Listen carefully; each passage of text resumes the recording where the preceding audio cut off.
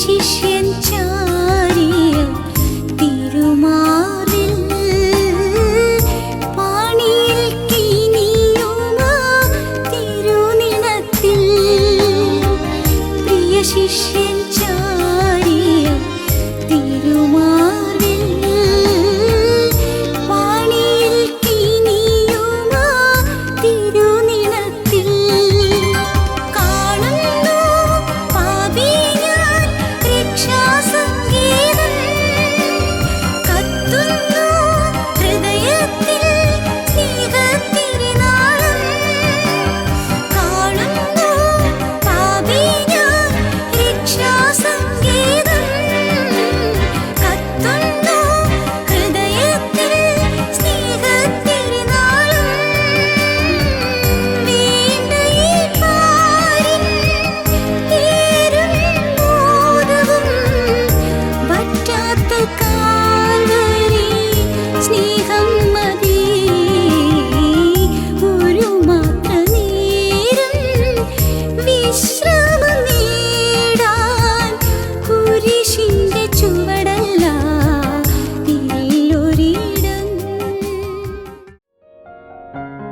ഞങ്ങളും ക്രൂശിക്കപ്പെട്ട ക്രിസ്തുവിനെ പ്രസംഗിക്കുന്നു. ദൈവ തിരുനാമത്തിന് മഹത്വം ഉണ്ടാകട്ടെ. ദൈവത്തിന് സ്തോത്രം. നാം ചിന്തിച്ചു വരികയായിരുന്നു ശാപം ആർക്കാണ് വരുന്നത് എന്ന്, ആരുടെ മേലാണ് ശാപം വരുന്നത് എന്ന്.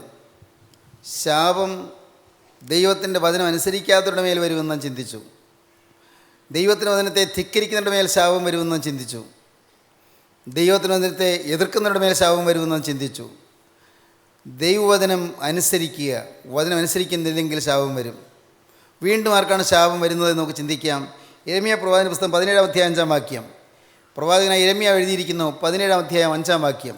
യഹോവ ഇപ്രകാരം അരുളിച്ചെയ്യുന്നു, മനുഷ്യനിൽ ആശ്രയിച്ച് ജഡത്തെ തൻ്റെ ഭുജമാക്കി ഹൃദയം കൊണ്ട് യഹോവയെ വിട്ടുമാറുന്ന മനുഷ്യൻ ശപിക്കപ്പെട്ടവൻ. അവൻ മരുഭൂമിയിലെ ചൂരച്ചെടി പോലെയാകും. നന്മ വരുമ്പോൾ അതിനെ കാണാതെ മരുഭൂമിയിലെ വരണ്ട പ്രദേശങ്ങളിലും നിവാസികളില്ലാത്ത ഉവർനിലത്തിലും പാർക്കും. ദൈവത്തിന് സ്തോത്രം. ആരാണ് ശപിക്കപ്പെട്ടവൻ? യഹോവ ഇപ്രകാരം അരുളിച്ചെയ്യുന്നു, മനുഷ്യനിൽ ആശ്രയിച്ച് ജഡത്തെ തൻ്റെ ഭുജമാക്കി ഹൃദയം കൊണ്ട് യഹോവയെ വിട്ടുമാറുന്ന മനുഷ്യൻ ശപിക്കപ്പെട്ടവൻ. ഹൃദയം കൊണ്ട് ദൈവത്തെ വിട്ടുമാറുന്നു.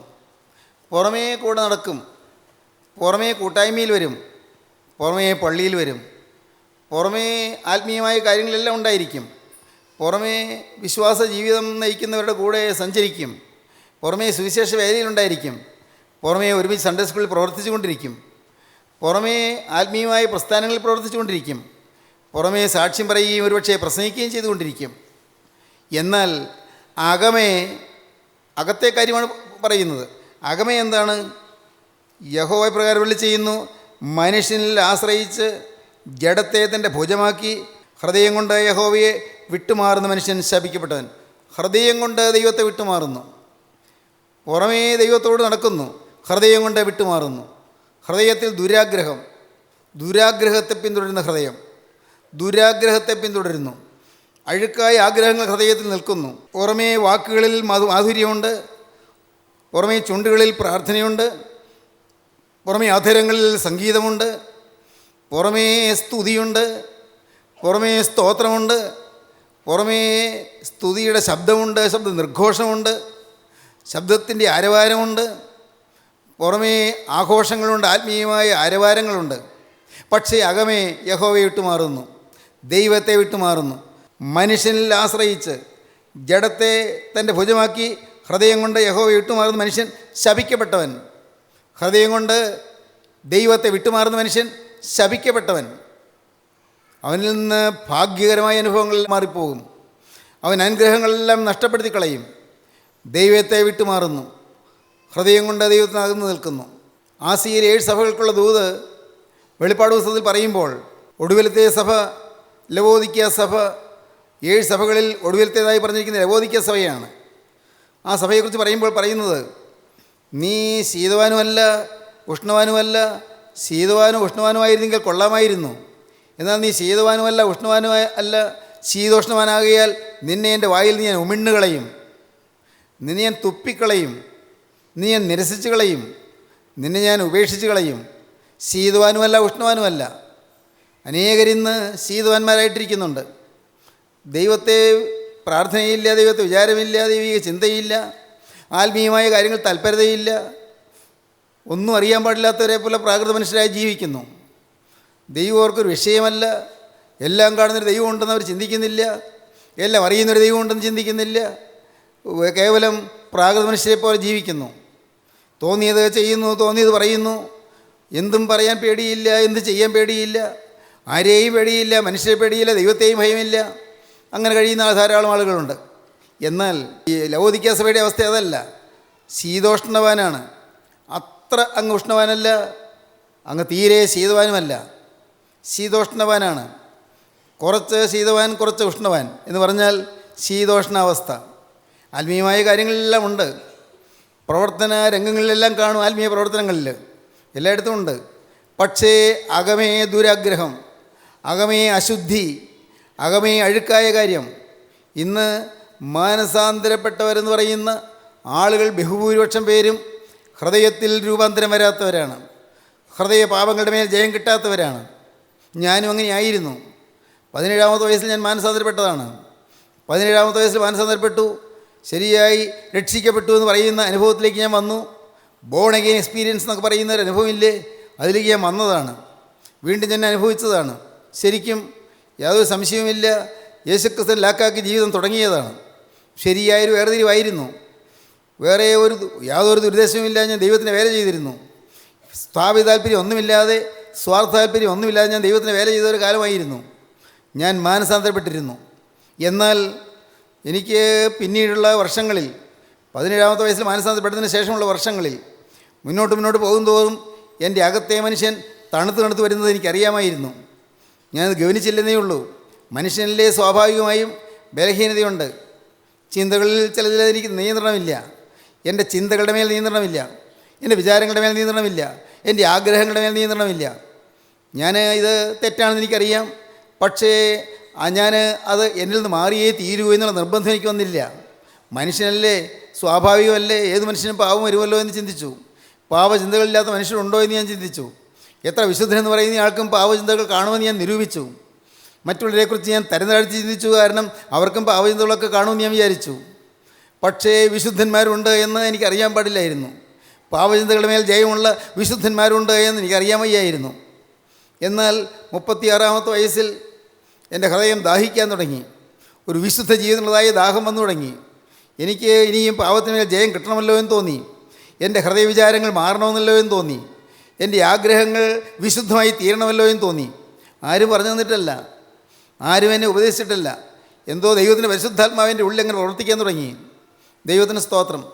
ഞാൻ വേദപുസ്തകം വായിക്കുമ്പോഴെല്ലാം, അങ്ങനെയുള്ളതായ വാക്യങ്ങൾ വായിക്കുമ്പോഴെല്ലാം ഞാൻ ഞെട്ടാൻ തുടങ്ങി. എഫേസോസിലെ സഭയ്ക്കുള്ള ദൂത് വായിച്ചപ്പോൾ, നിൻ്റെ ആദ്യ സ്നേഹം വിട്ടുകളഞ്ഞുവെന്ന് ഒരു കുറ്റം നിന്നെക്കുറിച്ച് പറയുവാനുണ്ട്. ആകയാൽ നീ ഏതിൽ നിന്ന് വീണിരിക്കുന്നതെന്നോർത്ത് മാനസാന്തരപ്പെട്ട് നിൻ്റെ ആദ്യത്തെ പ്രവൃത്തി ചെയ്യുക എന്നുള്ള വചനം ഞാൻ വായിച്ചപ്പോൾ ഞാൻ ഓർത്തു, ശരി, എനിക്കും ആദ്യ സ്നേഹം നഷ്ടപ്പെട്ടു പോയല്ലോ എന്ന്. ഞാൻ ഞെട്ടിപ്പോയി. ഈ വാസ്തവത്തിൽ ഞാൻ പരിഭ്രമിച്ചു പോയി. ആദ്യ സ്നേഹം നഷ്ടപ്പെട്ടു പോയി. 17-ാമത്തെ വയസ്സിൽ മാനസാന്തരപ്പെട്ടു. ആത്മീയമായ ജീവിതം തുടങ്ങി. വേറെ യാതൊരു ലാക്കുമില്ലാതെ ശുദ്ധോദ്ദേശത്തോടെ ഞാൻ ഓടിക്കിടന്ന് വേല ചെയ്തു, സുവിശേഷ വേല ചെയ്തു, സുവിശേഷ പ്രസംഗം ചെയ്തു.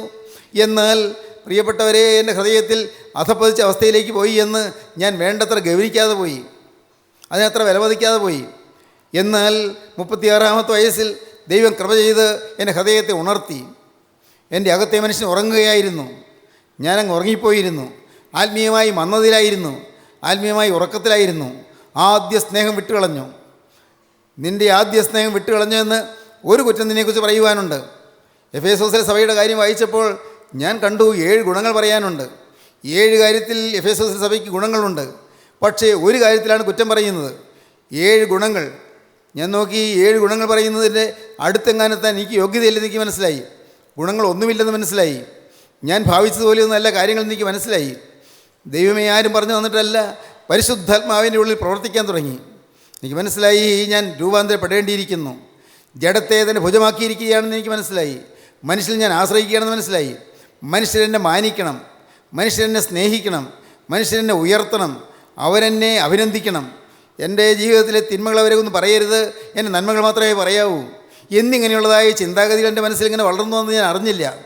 അറിയാതെ വന്നുപോയ ചില പാവങ്ങളാണ്. ഇതൊന്നും പാവമാണെന്നേ ചിന്തിച്ചില്ല. ദൈവത്തിന് സ്തോത്രം. സഹോദരങ്ങളെ, ഒരു സമയത്ത് ഒരു ചെറിയ നിസ്സാര കാര്യം, 10 പൈസയുടെ കാര്യം വന്നാൽ തെറ്റുപറ്റിയോ ഞെട്ടലുണ്ടായിരുന്നു. പിന്നെ ആയപ്പോഴേക്കും അതൊന്നും അത്ര വലിയ കാര്യമായിട്ട് തോന്നിയില്ല. 10 പൈസ അല്ലെങ്കിൽ 10 രൂപ, അതൊക്കെ നിസ്സാരം. മുമ്പ് ഒരു സമയത്ത് പാപം എന്ന് പറയുമ്പോഴേക്കും ഞെട്ടിപ്പിടച്ചിരുന്നു. അപ്പോൾ മുന്നോട്ട് വന്നപ്പോൾ പാവം എന്ന് പറയുന്നത് അത്ര പേടിയില്ലാതായി. മനുഷ്യനല്ലേ, സ്വാഭാവികമല്ലേ എന്ന് വിചാരിച്ചു. ദൈവത്തിന് സ്തോത്രം. എൻ്റെ ഹൃദയത്തെ തുറന്ന് കാണിച്ചു തന്നു കർത്താവ്. നിൻ്റെ ആദ്യ സ്നേഹം വിട്ടുകളഞ്ഞു എന്ന് ഒരു കുറ്റം നിന്നെക്കുറിച്ച് പറയുവാനുണ്ട്. നീ ഏതിൽ നിന്ന് വെളിയിരിക്കുന്നതെന്നോർത്ത് മാനസാന്തരപ്പെട്ട് നിൻ്റെ ആദ്യത്തെ പ്രവൃത്തി ചെയ്യുക. പിന്നെ അടുത്ത വാക്യം വായിച്ചപ്പോൾ കൂടുതൽ ഞെട്ടിപ്പോയി. അല്ലാഞ്ഞാൽ നീ മാനസാന്തരപ്പെട്ടില്ലെങ്കിൽ, അല്ലാഞ്ഞാൽ ഞാൻ വരികയും നിന്റെ നിലവിളക്ക് അതിൻ്റെ നിലയിൽ നിന്ന് നീക്കുകയും ചെയ്യും. വിളക്കിൻ്റെ ലാമ്പ് സ്റ്റാൻഡുണ്ട്, സ്റ്റാൻഡിൽ നിന്ന് വിളക്ക് മാറ്റിക്കളയുമെന്ന്. വിളക്ക് കെട്ടുപോകുമെന്നല്ല പറഞ്ഞത്, കെട്ടുപോകുമല്ലോ. അതുമാത്രമല്ല, വിളക്ക് പോലും മാറ്റിക്കളയും. നിൻ്റെ നിലവിളക്ക് അതിൻ്റെ നിലയിൽ നീക്കുകയും ചെയ്യും. നീ മാനസാന്തരപ്പെടാഞ്ഞാൽ നിൻ്റെ നിലവിളക്ക് അതിൻ്റെ നിലയിൽ നീക്കുകയും ചെയ്യും. ഞാൻ അമ്പരപ്പിലായി, ഞാൻ വിഷമിച്ചു. ദൈവത്തിന് സ്തോത്രം. സഹോദരങ്ങളെ, അന്ന് ഇപ്പോഴത്തെ ഈ പ്രാർത്ഥനാ ഹാളിൻ്റെ ഈ ചെറിയ ഭാഗത്താണ് ഞങ്ങളുടെ കിടപ്പുമുറി. ഞാൻ എഴുന്നേറ്റിരുന്ന് എനിക്ക് ഉറക്കം വരുന്നില്ല. ഞാൻ പറഞ്ഞു, കർത്താവേ, എനിക്ക് മുഴുവൻ മാറണം, മുഴുവനായി രൂപാന്തരപ്പെടണം, അല്ലാതെ എനിക്ക് ഇനി മുന്നോട്ടൊരു സ്റ്റെപ്പില്ല.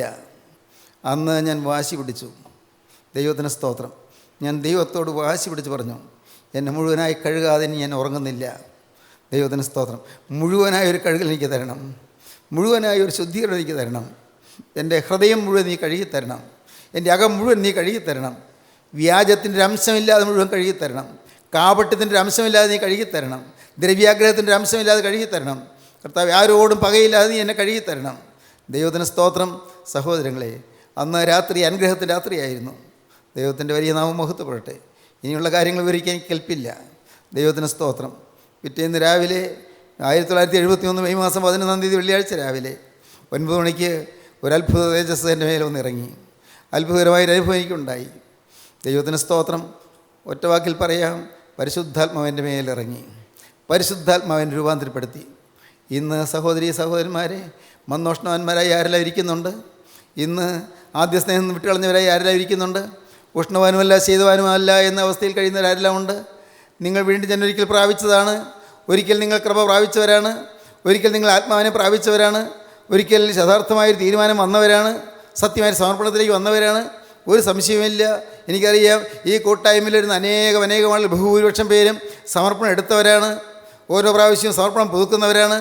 വാസ്തവമായി ദൈവത്തോടൊരു സ്നേഹത്തെ പ്രതി ശരിയായ സമർപ്പണത്തിലേക്ക് വന്നവരാണ്. പക്ഷേ ഇന്നത്തെ അവസ്ഥ എന്ത്? ദൈവത്തെ വിട്ട് മാറിപ്പോയോ? വചനം എന്താണ് പറയുന്നത്? 17-ാം അധ്യായം 5-ാം വാക്യം എന്താണ് പറയുന്നത്? ഒന്നുകൂടെ വായിക്കാം. യഹോവ ഇപ്രകാരം അരുളി ചെയ്യുന്നു, മനുഷ്യനിൽ ആശ്രയിച്ച് ജഡത്തെ തൻ്റെ ഭുജമാക്കി ഹൃദയം കൊണ്ട് യഹോവയെ വിട്ടുമാറുന്ന മനുഷ്യൻ ശപിക്കപ്പെട്ടവൻ. ഹൃദയം കൊണ്ട് യഹോവയെ വിട്ട് മാറിയിരിക്കുകയാണോ? സ്നേഹിത, നീ ചിന്തിക്കൂ. ഹൃദയം കൊണ്ട് നീ യഹോവയെ വിട്ട് മാറിയിരിക്കുകയാണോ? ഉള്ളം കൊണ്ട് ദൈവത്തിൽ നിന്ന് അകന്നു പോയിരിക്കുകയാണോ? അതോ നീ ഇന്ന് ക്രിസ്തുവിനോട് പറ്റിച്ചേർന്നാണോ നീ പോകുന്നത്? ഹാനോക്ക് ദൈവത്തോടുകൂടെ നടന്നു നിന്നാൻ വായിക്കുന്നു. നോഹ ദൈവത്തോട് നടന്നു നിന്നാൻ വായിക്കുന്നു. അബ്രഹാം ദൈവത്തോട് നടന്നു നിന്നാൻ വായിക്കുന്നു. അപ്പോസ്തലനായ പൗലോസ് ഓരോ സ്റ്റെപ്പും ദൈവത്തോടെ ആയിരുന്നു വായിക്കുന്നു. പ്രിയപ്പെട്ടവരെ, ഇവിടെയുള്ളതെല്ലാം ചപ്പും ചവറുമായിട്ട് എണ്ണിക്കൊണ്ടാണ് അപ്പോസ്തലനായ പൗലോസ് കർത്താവിൻ്റെ വേലയ്ക്ക് വേണ്ടി പുറപ്പെട്ടതെന്ന് നാം വായിക്കുന്നു. നാം ചിന്തിക്കൂ, എൻ്റെ ഈ അവസ്ഥ എന്താണ്? ഈ ദൈവമക്കൾ വിശുദ്ധന്മാർ അവർ ജീവിച്ചതുപോലെയാണോ ഞാൻ ഇന്ന് ജീവിക്കുന്നത്? നിങ്ങൾ ചിന്തിച്ചു നോക്കൂ. അല്ലെങ്കിലോ നഷ്ടമല്ലേ? കേട്ടു പക്ഷേ പ്രയോജനപ്പെടുത്തിയില്ല, നഷ്ടമല്ലേ? ദൈവത്തിന് സ്തോത്രം. സഹോദരങ്ങളെ, അന്ന് ഞാൻ അത്ഭുതത്തോടെ ഓർക്കുന്നു. ആ കാലയളവിൽ തന്നെ ഞാൻ വലിയൊരത്ഭുതം കണ്ടു. ജീവിതത്തിൽ ഒരണുവിൽ പോലും അശുദ്ധി പറ്റാതെ, കറ പറ്റാതെ, തിന്മ വരാതെ ലോകസ്നേഹമില്ലാതെ ജീവിക്കുന്ന ഒരാളെ ഞാൻ പരിചയപ്പെട്ടു.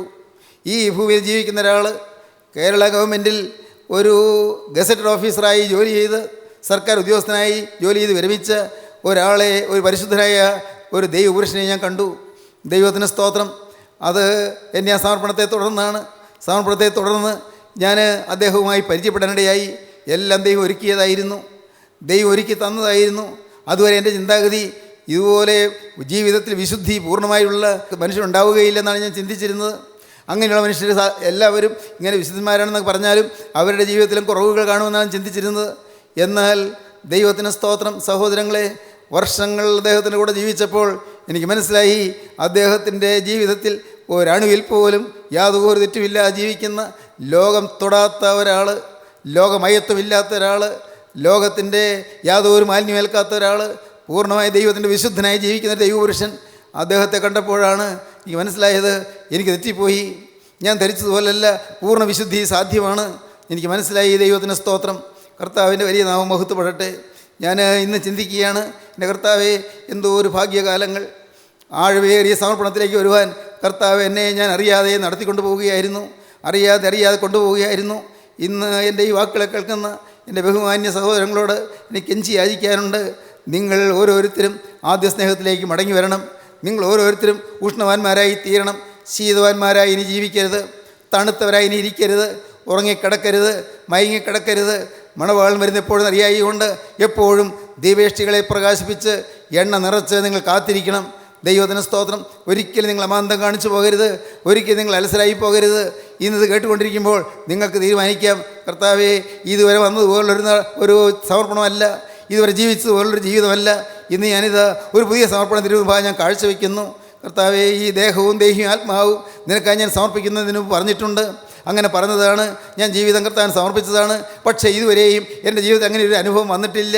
നാഥാ, ഇന്ന് ഞാൻ ഒന്നുകൂടി തിരുവൻഭാഗം സമർപ്പിക്കുന്നു. എൻ്റെ കർത്താവേ, ഈ സമർപ്പണവും ആഴത്തിലാക്കാൻ എനിക്ക് കഴിവില്ല, ഈ സമർപ്പണവും പൂർത്തീകരിക്കാൻ എനിക്ക് കഴിവില്ല.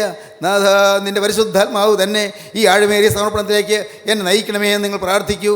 ദൈവമക്കളെ, നിങ്ങൾ കർത്താവ് പ്രവർത്തിക്കും, നിങ്ങൾ കർത്താവ് ഇന്ന് അത്ഭുതം പ്രവർത്തിക്കും. ഇത് കേട്ടുകൊണ്ടിരിക്കുമ്പോൾ തന്നെ നിങ്ങളുടെ ഉള്ളത്തിലേക്ക് പരിശുദ്ധാത്മാവ് തീയായി കടന്നു വരും, പരിശുദ്ധാത്മാവ് അഗ്നിയായി നിങ്ങളുടെ ഹൃദയത്തിലേക്ക് കടന്നു വരും, പരിശുദ്ധാത്മാവ് തീനാളമായി നിങ്ങളുടെ ശരകളിലൂടെ ചലിക്കാൻ തുടങ്ങും, പരിശുദ്ധാത്മാവ് തീ ജ്വാലയായി നിങ്ങളുടെ ആളത്വത്തെ പൊതിയാൻ തുടങ്ങും, പരിശുദ്ധാത്മാവ് തീ ജ്വാലയായി നിങ്ങളുടെ ചുറ്റും മിന്നി പ്രകാശിക്കാൻ തുടങ്ങും, പരിശുദ്ധാത്മാവ് നിങ്ങളുടെ പഴയ ആളത്വത്തെ കത്തിച്ച് കളയാൻ തുടങ്ങും, പരിശുദ്ധാത്മാവ് നിങ്ങളുടെ ജീവിതത്തിൽ അത്ഭുതങ്ങൾ ചെയ്യാൻ തുടങ്ങും.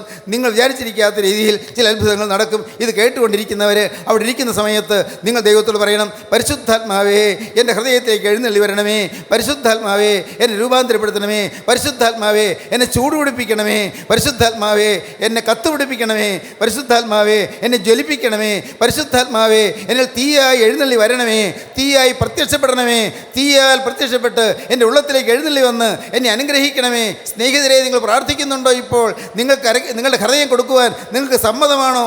ജീവിതം കൊടുക്കുവാൻ, യേശുവിൻ്റെ കൈകളിലേക്ക് കൊടുക്കുവാൻ, നിങ്ങൾക്ക് വേണ്ടി ആണിയടിച്ച് തകർക്കപ്പെട്ട കരങ്ങളിലേക്ക് ജീവിതം വെച്ചു കൊടുക്കുവാൻ നിങ്ങൾക്ക് മനസ്സാണോ? നിങ്ങളുടെ പാപം പേറിയ കരങ്ങളിലേക്ക്, നിങ്ങളുടെ പാപത്തിൻ്റെ ഭാണ്ഡക്കെട്ട് കയറിയ ചുവലിലേക്ക് ഈ ജീവിതം വെച്ചു കൊടുക്കാൻ നിങ്ങൾക്ക് ആഗ്രഹമുണ്ടോ? എങ്കിലിപ്പോൾ യേശു ഇതാ അരികത്തേക്ക് വരികയാണ്, സമീപത്തോടെ നടക്കുകയാണ്. അവൻ നിങ്ങളെ പേർ ചൊല്ലി വിളിക്കുകയാണ്, ശൗലേ, ശൗലേ, നീ എന്നെ ഉപദ്രവിക്കുന്ന എന്തായെന്ന് വിളിച്ച അതേ സ്വരം തന്നെയാണ് മകനെ നീ കേട്ടുകൊണ്ടിരിക്കുന്നത്.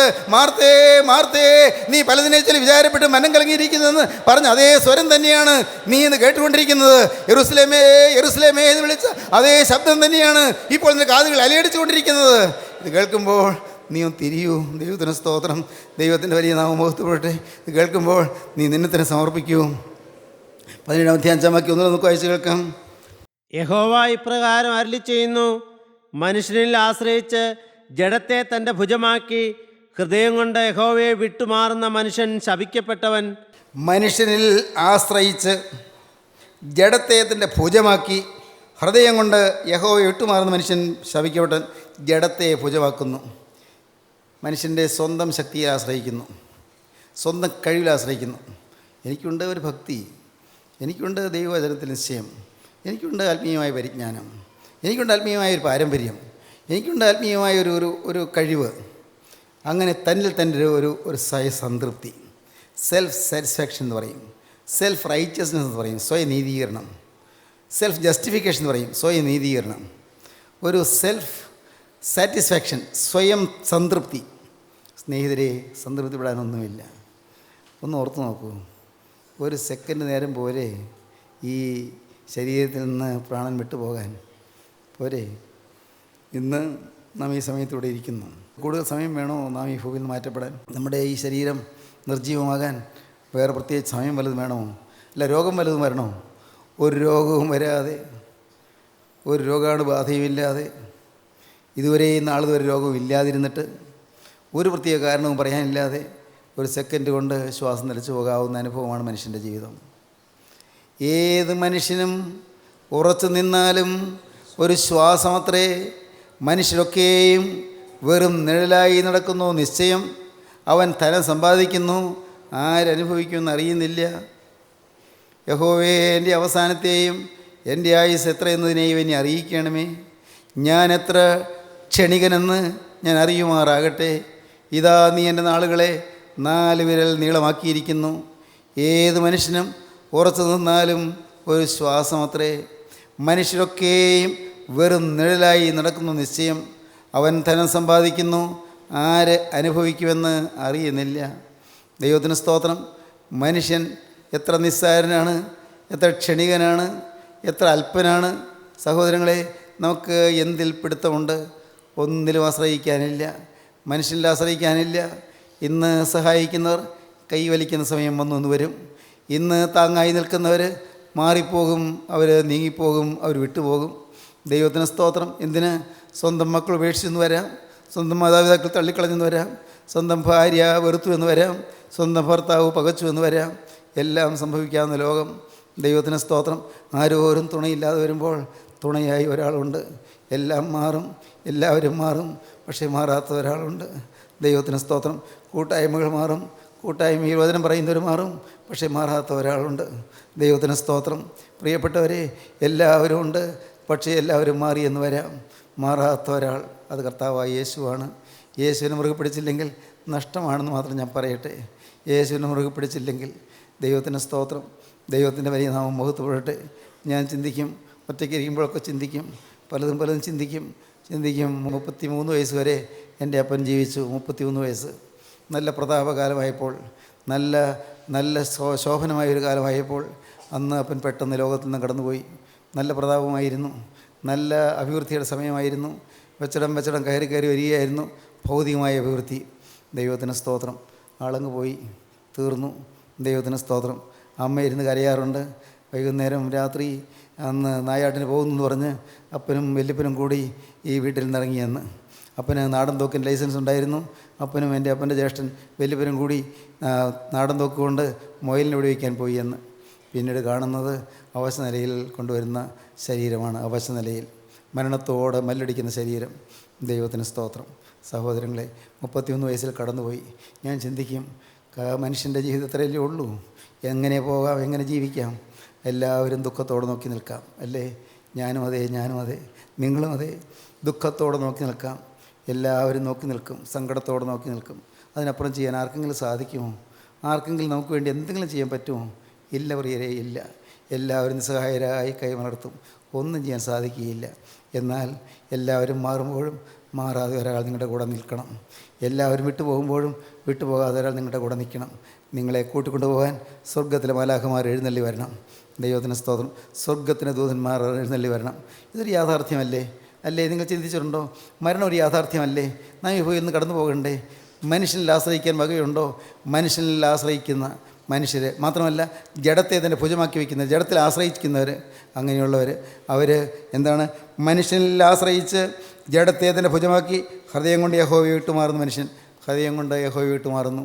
എനിക്ക് ഇന്നെല്ലാം ഉണ്ടല്ലോ, എനിക്ക് ഇന്ന കാര്യങ്ങളുണ്ടല്ലോ, എനിക്ക് ഇത്രയും വിദ്യാഭ്യാസമുണ്ടല്ലോ, എനിക്ക് ഇത്രയും പദവിയുണ്ടല്ലോ, എനിക്ക് ഇത്രയും ജോലിയുണ്ടല്ലോ, ഇത്രയും പേര് എൻ്റെ വാക്ക് പറഞ്ഞാൽ കേൾക്കാനുള്ള ആളുകളുണ്ടല്ലോ, എനിക്ക് എൻ്റെ മക്കളുണ്ടല്ലോ, എനിക്ക് എൻ്റെ ഭാര്യയുണ്ടല്ലോ, എൻ്റെ ഭർത്താവുണ്ടല്ലോ, സമർത്ഥനായ നല്ല വീരോചിതമായി പെരുമാറാൻ കഴിവുള്ള നല്ല ബുദ്ധിശാലിയായ ഭർത്താവുണ്ടല്ലോ. സ്നേഹിതരെ, പലതും ചിന്തിക്കാം. എന്നെല്ലാവരും മാറും. ദൈവത്തിന് സ്തോത്രം. എല്ലാവരും മാറുമ്പോൾ മാറാത്തവരായി ഒരാൾ കൂടെ നിൽക്കണം. അതാരാണത്? കർത്താവായ യേശു ക്രിസ്തുവാണ്. ഈ യേശുവിനെ നിങ്ങൾ കിട്ടിയോ? ഈ യേശുവിനെ നിങ്ങൾ കിട്ടിയോ? യേശുവിനെ നിങ്ങളുടെ സ്വന്തമായി കിട്ടിയോ? അവൻ നിങ്ങളുടെ ഹൃദയത്തിലുണ്ട് എന്നുള്ള ഉറപ്പ് കിട്ടിയോ? അവൻ ഇവിടെയുണ്ട്, യേശു ഇവിടെയുണ്ട്, ഈ ഉറപ്പ് കിട്ടിയോ? ഇവിടെ ഈ ഹൃദയത്തിനുള്ളിൽ, എൻ്റെ ഈ ഹൃദയത്തിനുള്ളിൽ യേശു ഉണ്ട്. കർത്താവേ, എന്നെ ഞാൻ നിനക്ക് തന്നതല്ലേ, നിങ്ങൾക്ക് ഉറപ്പ് കിട്ടിയോ? ദൈവത്തിന് സ്തോത്രം. മനുഷ്യനിൽ ആശ്രയിച്ച് ജഡത്തെ തൻ്റെ ഭുജമാക്കി ഹൃദയം കൊണ്ട് യഹോവയെ വിട്ടുമാറുന്ന മനുഷ്യൻ ശപിക്കപ്പെട്ടവൻ. ഹൃദയം കൊണ്ട് ദൈവത്തെ വിട്ടുമാറുന്നു, മനുഷ്യനിൽ ആശ്രയിക്കുന്നു, ജഡത്തിൽ ആശ്രയിക്കുന്നു, ഈ ശരീരത്തിൽ ആശ്രയിക്കുന്നു, മൺമയമായി ശരീരത്തിൽ ആശ്രയിക്കുന്നു, ശരീരത്തിൻ്റെ കൊഴുപ്പിൽ ആശ്രയിക്കുന്നു, ശരീരത്തിൻ്റെ ആരോഗ്യത്തിൽ ആശ്രയിക്കുന്നു, ശരീരത്തിൻ്റെ സൗന്ദര്യത്തിൽ ആശ്രയിക്കുന്നു, ശരീരത്തിൻ്റെ വീരോചിതമായ കഴിവുകളിൽ ആശ്രയിക്കുന്നു. സ്നേഹിത, ആശ്രയിക്കാനൊന്നുമില്ല, ആരുമില്ല. ആശ്രയിക്കാൻ കൊള്ളാകുന്നതായി ഒരാൾ മാത്രം, ഇളകാത്ത പാറ. ഒരു ദൈവത്തിന് സ്തോത്രം. മരണപാശങ്ങൾ എന്നെ ചുറ്റി, അഗാധ പ്രവാഹങ്ങൾ എന്നെ ഭ്രമിപ്പിച്ചു. സംഗീതക്കാരൻ പറയും, മരണപാശങ്ങൾ എന്നെ ചുറ്റി, അഗാധ പ്രവാഹങ്ങൾ എന്നെ ഭ്രമിപ്പിച്ചു, പാതാള വേദനകൾ എന്നെ പിടിച്ചു, മരണത്തിൻ്റെ കണികൾ എന്നെ തുടർന്ന് പിടിച്ചു. എൻ്റെ കഷ്ടതയിൽ ഞാൻ യഹോവയെ വിളിച്ചപേക്ഷിച്ചു, അവൻ തൻ്റെ മന്ദിരത്തിൽ നിന്ന് എൻ്റെ അപേക്ഷ കേട്ടു. തിരുമുമ്പിൽ ഞാൻ കഴിച്ച പ്രാർത്ഥന അവൻ്റെ ചെവിയിലെത്തി. ദൈവത്തിന് സ്തോത്രം. പ്രാർത്ഥന കേൾക്കും ദൈവം, കണ്ണുനീരിനെ മാനിക്കും ദൈവം. സ്നേഹിതരെ, ഇന്ന് ഈ ദൈവത്തെ നിങ്ങൾക്ക് പരിചയപ്പെടാൻ പറ്റുന്നുണ്ടോ? നിങ്ങളുടെ അരികത്ത് വന്നിരിക്കുന്ന യേശുവിനെ നിങ്ങൾ കാണുന്നുണ്ടോ? നിങ്ങൾ വിശ്വസിക്കുന്നുണ്ടോ? യേശു നിങ്ങളെ സ്നേഹിക്കും, നിങ്ങൾ വിശ്വസിക്കുന്നുണ്ടോ? സത്യം, നിങ്ങളത് യേശു സ്നേഹിക്കുന്നു. നിങ്ങളെത്ര ക്രൂരമായ കൊലപാതകങ്ങൾ ചെയ്തവരാണെങ്കിലും, എത്ര നിഷ്ഠൂര പാതകങ്ങൾ ചെയ്തവരാണെങ്കിലും, എത്ര നീചകൃത്യങ്ങൾ ചെയ്തവരാണെങ്കിലും, എത്ര മ്ലേച്ഛമായ ജീവിതം നയിച്ചവരാണെങ്കിലും, യേശു നിങ്ങളെ സ്നേഹിക്കുന്നു. യേശു നിങ്ങളെ വീണ്ടെടുപ്പാൻ ആഗ്രഹിക്കുന്നു. നരകത്തിലേക്ക് ഒഴുകുന്ന നിങ്ങളെ പിടിച്ച് സ്വർഗത്തിലേക്ക് തിരിച്ചുവിടാൻ യേശു ആഗ്രഹിക്കുന്നു. അതിനുവേണ്ടി യേശു ഇതാ വന്നിരിക്കുന്നു. അവൻ്റെ ആണിപ്പാടുള്ള കരം നിങ്ങളെ തന്നെ നീട്ടിയിരിക്കുന്നു. എല്ലാ ആശ്രയവും വിട്ടുകൊള്ളുക, ദൈവത്തിങ്കിലേക്ക് തിരിഞ്ഞുകൊള്ളുക, ഹൃദയം ദൈവത്തിങ്കിലേക്ക് തിരിയുക. ഇനിയും ദൈവത്തെ വിട്ട് മാറല്ലേ, ഇനിയും അകന്നു പോകല്ലേ, ശപിക്കപ്പെട്ടവനായി തീരല്ലേ, നീ അനുഗ്രഹിക്കപ്പെട്ടവനായി തീരുക, ദൈവത്തിങ്കിലേക്ക് തിരിയുക, വേഗം വഴി മാറുക, വേഗം വഴി തിരിയുക, യേശുവിങ്കിലേക്ക് തിരിയുക, യേശുവിനോട് വാക്ക് പറയുക, എൻ്റെ യേശുവേ, നീ എനിക്ക് വേണ്ടി ക്രൂസിൽ മരിച്ചു എന്ന് ഞാൻ വിശ്വസിക്കുന്നു. രക്തത്താൽ നീ എൻ്റെ പാപക്കറകളെ കഴിയെന്ന് ഞാൻ വിശ്വസിക്കുന്നു.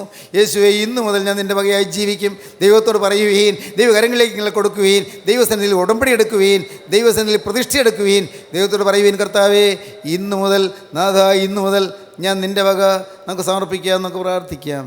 സ്നേഹവാനേ, മഹാപരിശുദ്ധനായ ഞങ്ങളുടെ സ്വർഗീയ പിതാവേ, ഈ നല്ല സമയത്തിനായി ഞങ്ങൾ നിന്നെ സ്തുതിക്കുന്നു. അവിടുത്തെ ജീവദായകമായ തിരുമൊഴികൾക്കായി ഞങ്ങൾ നിന്നെ സ്തുതിക്കുന്നു. കർത്താവേ, ആശ്വാസദായകനായ യേശുവിനെ കാണുവാനും, യേശുവിനെ അറിയുവാനും, യേശുവിനെ ആരാധിക്കുവാനും ഞങ്ങൾ വിളിച്ച് വേർതിരിച്ചതിനായി ഞങ്ങൾ നിന്നെ സ്തുതിക്കുന്നു. നാഥ, ഞങ്ങളെല്ലാവരും മടങ്ങി വരുവാൻ തീരുമാനിക്കുന്നു. ഞങ്ങളെ കൈക്കൊള്ളണമേ, ഞങ്ങളെ സ്വീകരിക്കണമേ, ഞങ്ങളുടെ ഹൃദയത്തിലേക്ക് പ്രവേശിപ്പിക്കണമേ, അനുഗ്രഹിക്കണമേ. യേശു ക്രിസ്തുവിൻ്റെ ജയകരമായ നാമത്തിൽ തന്നെ. ആമീൻ.